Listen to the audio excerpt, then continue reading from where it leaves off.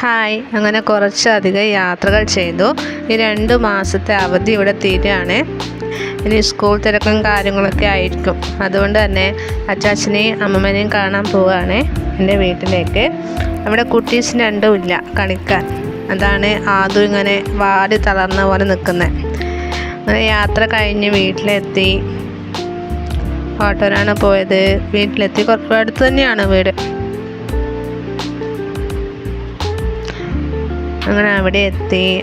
ഞാൻ ഓട്ടോയിലുള്ളപ്പോഴേ അമ്മമ്മയുടെ കെട്ടിപ്പിടുത്തവും ഓടി വരലൊക്കെ കഴിഞ്ഞിരുന്നു. ഞാനത് വീഡിയോ എടുത്തില്ല. പിന്നെ കുറേ സംസാരിച്ചു, ഫുഡ് കഴിച്ചു. അവരവരുടേതായ പണിയിലായിരുന്നു. കുട്ടീസ് രണ്ടും ഇല്ലാത്തതുകൊണ്ട് അവിടെ ഓരോ ഒച്ചപ്പാടും ഉണ്ടായിരുന്നില്ല. അവർ രണ്ടും അംഗനവാടി പോയിട്ടാണുള്ളത്. വൈകിട്ട് വരും. അച്ഛൻ്റെ പണികളായിട്ട് തിരക്കിലാണ്, പതിവ് പോലെ തിരക്കിലാണ്. അച്ഛനെപ്പോഴും പറമ്പും കാര്യങ്ങളും കൃഷിയും ഒക്കെ ആയിട്ട് ബിസിയായിരിക്കും. ശരീരം എപ്പോഴും ഇങ്ങനെ ഉണർന്ന് പ്രവർത്തിച്ചുകൊണ്ടേയിരിക്കും. ഇനി കുറേ ദിവസം കഴിഞ്ഞിട്ട് ഇങ്ങോട്ടേക്ക് വരാൻ പറ്റും. സ്കൂൾ തുറന്നാൽ കുറേ ബിസിയായിരിക്കും. അതോട്ടനെ കണ്ടോ, ഒരൊച്ചപ്പാടില്ലാണ്ട് അനുസരണയുള്ള കുട്ടിയായിട്ട്. ഇങ്ങനെയൊക്കെ കാണാൻ പറ്റുന്നത് വല്ലപ്പോഴും അതുന. പിന്നെ ബോറടി മാറ്റാൻ വേണ്ടിയിട്ട് ഒരു JCB എടുത്ത് കുറേ സമയം കളിച്ചു. എന്നിട്ടും ബോറടി മാറിയില്ല, കളിക്കാൻ തോന്നുന്നില്ല, ഒന്നും ചെയ്യാൻ തോന്നുന്നില്ല. ലാസ്റ്റ് ഒരു 3:30 ആകുമ്പോൾ ഇവർ വന്നു. ഇവർ വന്നപ്പോഴാണ് പിന്നെ തീ കത്തലായിരുന്നു അവിടെ. ഒച്ചപ്പാടും കൂക്കലും. അയ്യോ, ജിൻഷയും പിള്ളേരും വന്നപ്പോഴാണ് അതൊന്ന് സ്മാർട്ടായത്. അങ്ങനെ പിന്നെ അടിയായി, പിടിയായി, കരച്ചിലായി, ഒച്ചയായി. അച്ഛനത് കേട്ടിട്ട് കുറേ കലമ്പാനൊക്കെ വന്നു. ഒച്ചപ്പാടാക്കുന്ന കേട്ടിട്ട് പിന്നെ തിരിച്ചു പോയി. പറഞ്ഞിട്ട് കാര്യമില്ലല്ലോ.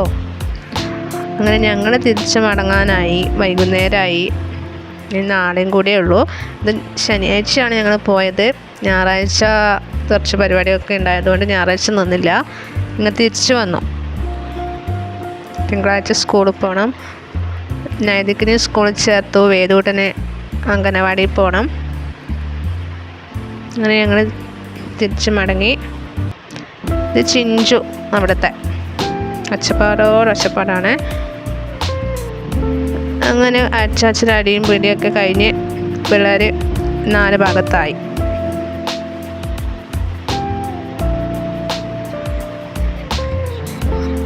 അങ്ങനെ സ്ഥിരം സംഭവങ്ങൾ തന്നെ. ഉള്ളിൽ നിന്ന് അമ്മ എന്തൊക്കെയോ പൊറുക്കി കെട്ടി, എന്തൊക്കെയോ ഇതാക്കിയിട്ട് കവറിലാക്കി. ഞാൻ പോകുമ്പോൾ ഒന്നും എടുത്തിട്ടുണ്ടായിരുന്നില്ല, ഒരു ഹാൻഡ് ബാഗ് മാത്രമേ എടുത്തിട്ടുള്ളൂ. വരുമ്പോൾ ചെറിയൊരു സഞ്ചിയിലാക്കി എന്തൊക്കെയോ തന്നു. എന്നെ ഓട്ടോയിലാക്കിയിട്ട് യാത്ര പറഞ്ഞയച്ചു.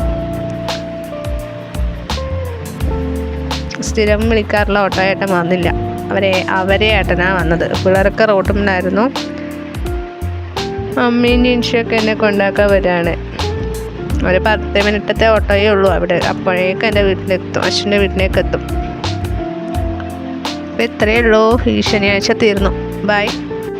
നാളെ മുതൽ അതൊരു സ്കൂളിൽ പോകണം. അതിന് വേണ്ട കാര്യങ്ങൾ ചെയ്ത് കൊടുക്കണം. ഇത്ര ദിവസം ഒന്നിച്ചുണ്ടായിട്ട് എല്ലാത്തിനും ഇടപെട്ടിട്ട് പോകുമ്പോൾ കുറച്ച് വിഷമം. സ്കൂളിൽ പോകുമ്പോൾ